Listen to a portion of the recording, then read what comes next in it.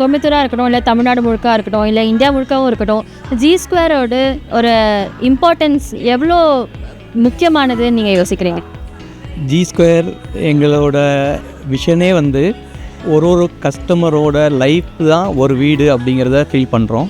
Because நம்மளும் வீடு இல்லாத ஒரு குடும்பத்தில் பிறந்து வந்தவங்க. அவங்களோட இன்வெஸ்ட்மெண்ட் வந்து டபுள் ஆகணும் அப்படிங்கிற இன்டென்ஷனில் ஒர்க் பண்ணுறோம். அதனால் எங்களோட எய்ம் கஸ்டமருக்கு இப்போ ஒரே ஒரு வாட்டி ஒரு வீடு, அவர் பிறந்து படித்து வேலை கிடச்சி ஃபஸ்ட்டு பைக் வாங்கி இஎம்ஐ கட்டி, கார் வாங்கி இஎம்ஐ கட்டி, அப்புறம் வீடு வாங்கி இஎம்ஐ கட்டினா அவர் லைஃப் முடிஞ்சுது.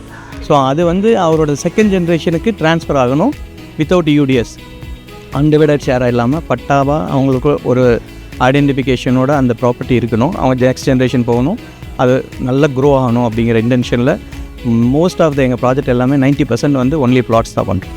நாங்கள் பிளாட் பிஸ்னஸ்க்கு வரதுக்கு முன்னாடி பிளாட் மீன்ஸ் அப்படின்னா ஆஸ் அ இன்வெஸ்ட்மெண்ட் ப்ராடக்ட், அது வந்து சிட்டிலேருந்து பக்கத்தில் அப்படின்னு சொல்லி, லைக் சென்னைனா செங்கல்பட்டு பக்கத்தில் சொல்லி மதுராந்தகம் போகும், கோயம்புத்தூர்னா அவினாசி ரோடுன்னு சொல்லி இருக்கோம், ஆனால் அவினாசியில் இருக்கோம். பட் நாங்கள் வந்து சிட்டிக்குள்ளே இன்சைட் த சிட்டி, எங்கள் ஃபஸ்ட் ப்ராஜெக்டே பார்த்தீங்கன்னா கோயம்புத்தூரில் ஜெம் ஹாஸ்பிட்டலுக்கு ஆப்போசிட்டில் ராமநாதபுரமில். So inside city, easy access for இம்மீடியட்டாக அவங்க லிவபிள் லொக்கேஷனில் தான் நம்ம ப்ராஜெக்ட் எடுத்தோம். ஸோ அதனால் அவங்களுக்கு அப்ரிஷியேஷனும் இருக்கும். இன்சைட் சிட்டிங்கிறனால ரொம்ப ப்ரைஸ் ஜாஸ்தி இல்லாமல் மினிமம் ப்ராஃபிட் மேக்ஸிமம் சேல்ஸ் அப்படி எடுத்துகிட்டு